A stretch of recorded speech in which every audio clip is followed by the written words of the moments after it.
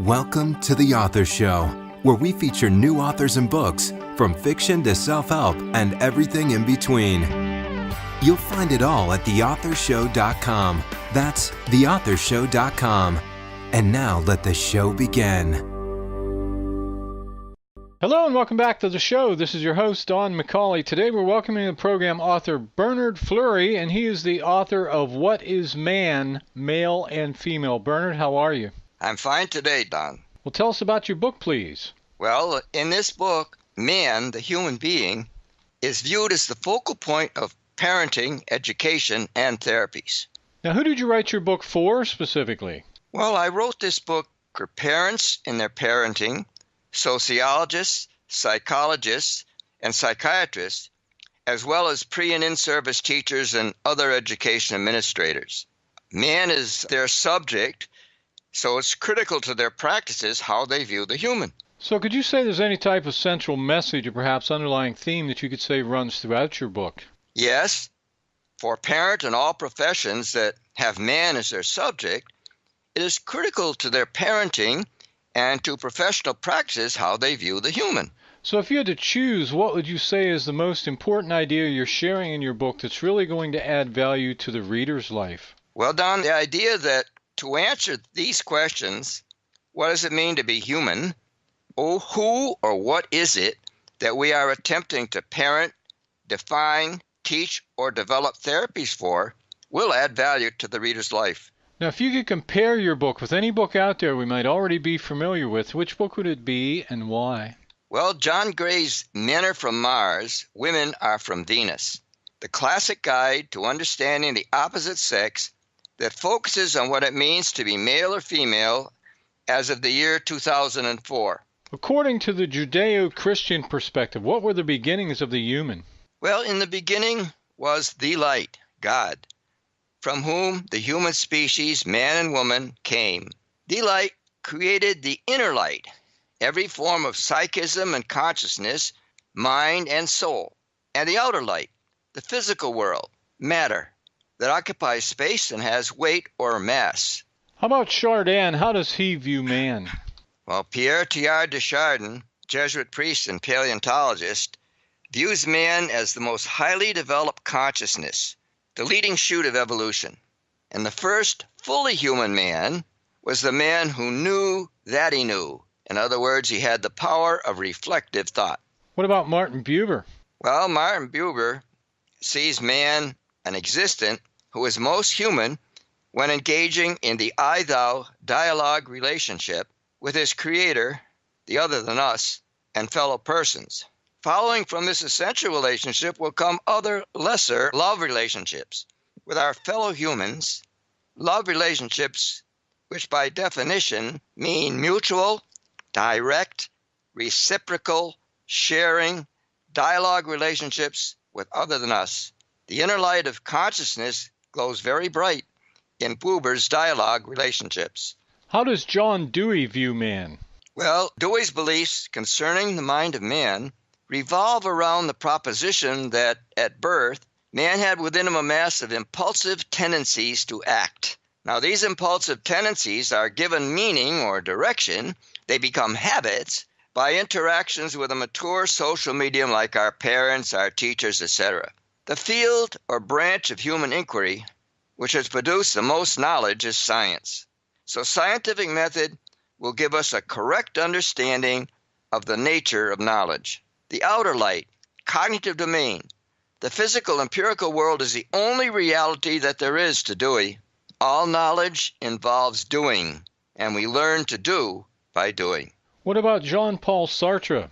Well, Jean-Paul Sartre's view is that man, the human person, is the primary existent who determines his own essence, defines who he is by the choices that he or she makes. He's a God unto himself. I possess internal freedom. I am not determined. I'm not predestined. And the basis for choice is my own freedom. I am most human when I make authentic choices. That is, choices which take into account the fact that no person is an island unto himself. What I do affects others. The effect of my choice on others must be taken into account by me. Sartre doesn't deny the reality of the physical world, but freedom to choose after we come to exist is the way we determine our essence, what we are and what we will become. What about B.F. Skinner? Well, Burris F. Skinner views man as a reactive organism whose behavior is shaped and maintained by the consequences of a selective environment. Man, the human, is a biological organism. Man is physical, not mental and spiritual. He is determined, not free and responsible. He is created by an environment which selects the actions of man by reinforcing them, thereby making them more likely to reoccur. The human is just a highly complex rat or pigeon. Now that's a very mechanistic view of man, the human. The inner light is simply a function of a highly complex brain, not psychic energy at work in the human. But his behavior modification model has proven to be very effective in shaping human behavior despite some disabilities. Why is this book the sixth book in your Called into Life by the Light series? Well, because my Light series began with how Jesus Christ leads us to the kingdom of heaven, which introduced my core belief that light is the foundational energy of all that exists. The light, God, is pure light, centered in three divine persons, Father, Son, and Holy Spirit. My books and audiobooks, numbers 2 to 5, explore the human experience of light in medicine, evolution, near-death experiences, and as the unfailing light, remedy for alienation, loneliness, and despair. I felt that the next logical step was to explore what it means to be human and how our answers to this question affect parenting, educational practices, therapies, and yes, underlie the sharp divisions that we see in 2017 between our two major political parties. What does the epilogue in What is Man tell us that will affect every reader's life depending on the decisions the reader makes? Well, modern discoveries in physics have resulted in placing energy in the form of light at the heart of the universe. All matter is ultimately light in some form or another, crumpled light. We measure time and distance with reference to light. Now, do we live in a universe that is basically light in one or another of its forms? Is it a universe that had its beginning when the light brought it into existence through his word, Jesus Christ, through the Big Bang or some other physical movement? Will we live in light with hope because we accept the light, a God of mercy and love, as the beginning and source of all that is? Will we accept that union with the light, the same God of mercy and love, as the fulfillment of the purpose-driven universe of which our human species constitutes the thinking layer made in the image and likeness of God? Or will we choose to live in the darkness of man as a God unto himself, a belief that leads to meaningless lives too often filled with hopelessness, despair, and self-destruction? We've been called into life by the light. Will you accept the call and follow the light? If the inner and outer lights are an integral part of our universe, as I state in the entire Light series, then the philosopher's theories of man that include both the inner and outer light best represent the universe as it is. What's been your most rewarding experience since publishing your book? Well, the satisfaction that I felt in completing the writing and publishing my 13-book series, Called into Life by the Light.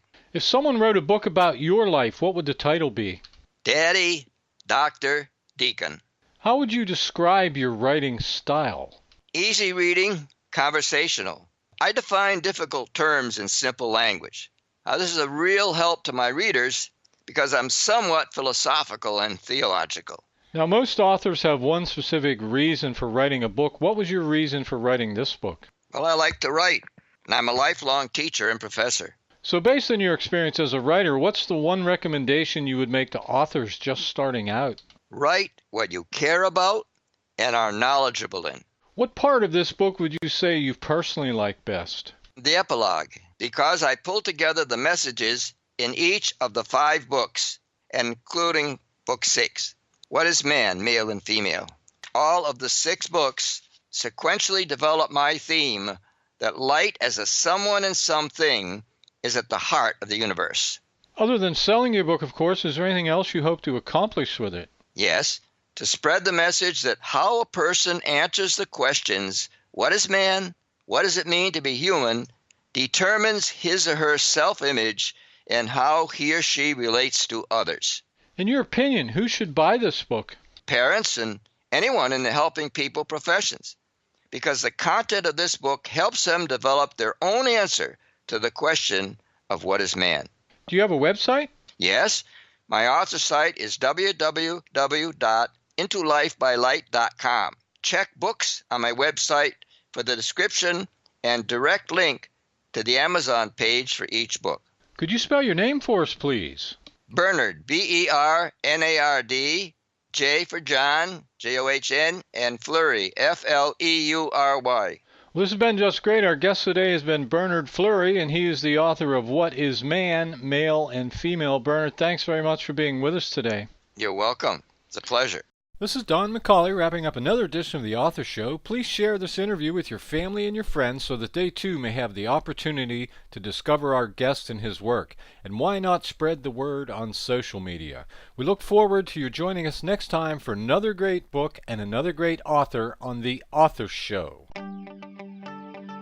Thanks for listening to The Author Show. Find out more about authors and their work at theauthorshow.com. theauthorshow.com. Tune in next time to another great author on The Author Show.